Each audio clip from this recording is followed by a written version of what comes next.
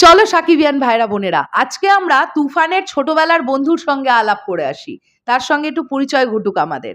তুফান তো সর্বে সর্বা, সে যখন রাজত্ব চালায় তখন ধারে পাশে কাউকে টিকতে দেয় না।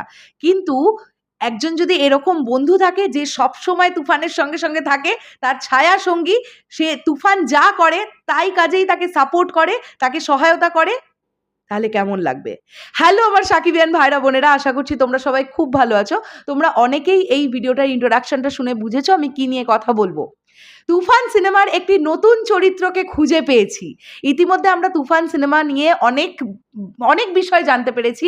কে কোন ধরনের ক্যারেক্টার করছেন এই ধরনের একটা আইডিয়া আমাদের হয়ে গেছে টিজ দেখার পরে, রাইট?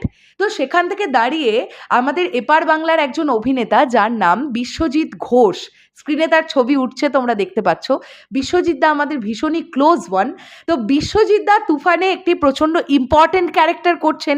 এর আগেও তিনি তুফানের সেটে থাকাকালীন বেশ কিছু ছবি তার লুক দিয়ে তিনি পোস্ট করেছিলেন সোশ্যাল মিডিয়া হ্যান্ডেলে, এবং তাকে দেখতে প্রচণ্ড সুন্দর লাগছে, সেই ব্যাপারটা আমরা দেখতে পাচ্ছি।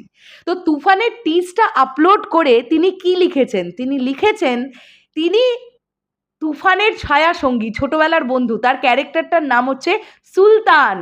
তুফানের বন্ধু সুলতান, যে একদম তুফানের সঙ্গে সঙ্গে সঙ্গে সঙ্গে থাকে, এইরকম একটা ক্যারেক্টার। বন্ধুরা, আমি তোমাদেরকে আজকে একটা কথা দিচ্ছি, তুফান রিলিজ হয়ে যাক। তুফান রিলিজ হয়ে যাওয়ার পরে বিশ্বজিৎ দার কাছ থেকে আমরা এক্সপিরিয়েন্স শুনবো, ইন্টারভিউ সেশন নিয়ে আসবো। মেগাস্টার শাকিব খানের এত কাছ থেকে কাজ করা এবং প্রচুর বার তাকে সামনে থেকে দেখা, তার সঙ্গে মেশা, তার সঙ্গে কথা বলা, এই পুরো এক্সপিরিয়েন্সটা বিশ্বজিৎ দার তুফানের তুফান প্রজেক্টটা করার পরে তার অভিজ্ঞতা, তিনি কি কি শিখলেন, কেমন লাগলো, সবটা নিয়ে একটা ইন্টারভিউ সেশন নিয়ে আসবো। তো এইভাবে ছোট ছোট করে এই চরিত্রগুলো আমাদের কাছে উঠে আসছে। যদিও ফজলুর রহমান বাবু থেকে শুরু করে আমাদের এপার বাংলা আরও একজন অভিনেতা লোকনাথ দে, কাজী রাকায়েত, তাদের কারোর কিন্তু ক্যারেক্টারের বৈশিষ্ট্য আমরা কিচ্ছু জানতে পারিনি। এটা যেহেতু বিশ্বজিৎ দা নিজে পোস্ট করেছেন তাই আমরা জানতে পারলাম।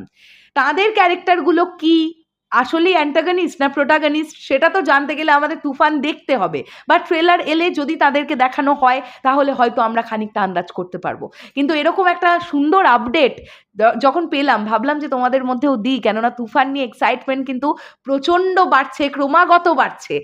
সবেমাত্র একটা টিজেই এমন কিছু, এরপরে তো গান আসবে, ট্রেলার আসবে, কত কিছু আসবে। আর হাতে গোনা মাত্র একটা মাসও বাকি নেই তুফান রিলিজের। তো তাড়াতাড়ি এগুলো ধীরে ধীরে, তাড়াতাড়ি বলতে কি, গ্যাপ রেখে রেখে দেওয়া হোক গানগুলো, এটাই চাইবো। শেষ করলাম ভিডিওটা, দেখা হচ্ছে আবার খুব শিগগিরই নতুন কোনো ভিডিও নিয়ে। তাহলে এখনের জন্যে টাটা।